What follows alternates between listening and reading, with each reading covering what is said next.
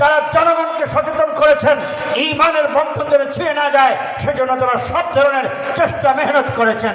যার ফলে খুব কম সংখ্যক মানুষ পাওয়া যাবে যারা জানে না যে কাদিয়ানি কাফের। কি বলেন, ঠিক না বেটি? কাদিয়ানি কাফের এই কথা আপনারা জানেন না এমন কেউ আছেন নাকি?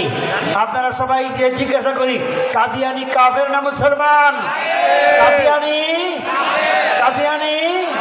তাহলে এই যে কথাটা জানেন, কিভাবে জানেন?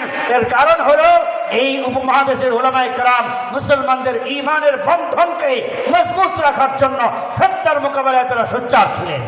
মেহমান বলেন, এই যে সোচ্চার উলামায়ে কেরাম ছিলেন, তারই ধারাবাহিকতায় আগামী 15 তারিখ, আগামী শনিবার আপনাদের এই ঢাকার ঐতিহাসিক সোহরাওয়ার্দী উদ্যানে অনুষ্ঠিত হতে যাচ্ছে আন্তর্জাতিক খতমে নবুওয়াত মহাসম্মেলন, যেখানে মূলত ঈমানের বন্ধনকে ঠিক রাখার জন্য কাদিয়ানি ফিতনার মোকাবেলায় এই জাতিকে, এই বাংলাদেশের মুসলমানদেরকে সজাগ করা হবে, যেন ফিতনায় কেউ পড়ে না যায়, যেন এদেশের সরকার ফিতনাবাজদেরকে চিহ্নিত করার জন্য, তাদেরকে নাগরিক অধিকার দেওয়ার জন্য সংখ্যালঘু অমুসলিম ঘোষণা করতে পারে। আর এই জন্যই এই দাবি সারা দুনিয়ার মুসলমানদের দাবি।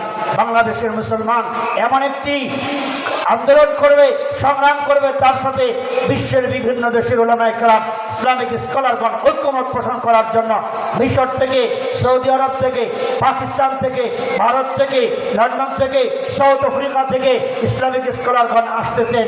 সেখানে আপনারা অবশ্যই অংশগ্রহণ করে এই ফিতনা সম্পর্কে সচেতনতা গ্রহণ করবেন এবং নিজেদেরকে ফিতনা থেকে মুক্ত রাখার চেষ্টা করবেন। করবেন তো ইনশাআল্লাহ?